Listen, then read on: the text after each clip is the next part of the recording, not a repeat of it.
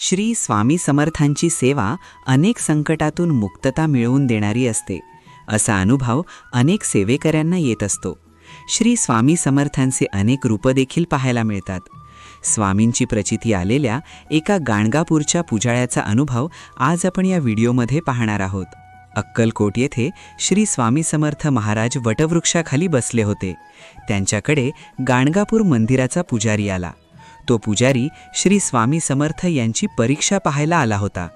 स्वामी स्वतःला दत्त अवतार असल्याची हवा पसरून लोकांना भ्रमित करतात, असं त्याचं मत होतं. आल्या आल्या तडकाफडकीनी तो वटवृक्षाखाली बसलेल्या स्वामींकडे येतो.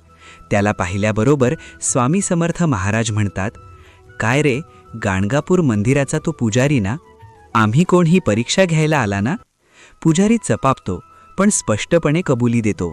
मग स्वामी समर्थ महाराज विचारतात, "गाणगापूरला कोणाची भक्ती करतो?" पुजारी उत्तर देतो, "श्री नरसिंह सरस्वतीची." स्वामी म्हणतात, "आम्ही नरसिंह भान आहोत.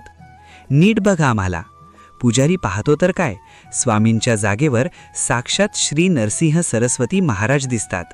पुजाऱ्याला गहिवरून येतं. काही क्षणांनी स्वामींच्या जागी श्रीपाद श्रीवल्लभ दिसतात. पुजाऱ्याला पूर्ण प्रचिती येते की श्री स्वामी समर्थ महाराज साक्षात दत्त अवतार आहेत. त्याला जाणीव झाली की गाणगापूरचे निर्गुण पादुका स्वरूप आणि अक्कलकोटचे सगुण स्वामी स्वरूप एकच आहेत. शेवटी गाणगापूरचा पुजारी स्वामी समर्थ यांच्या चरणी मस्तक ठेवून क्षमा मागतो. मग म्हणतो, "अक्कलकोट हेच गाणगापूर आणि गाणगापूर हेच अक्कलकोट आहे. श्री स्वामी समर्थ. जय जय स्वामी समर्थ." Download ShareChat.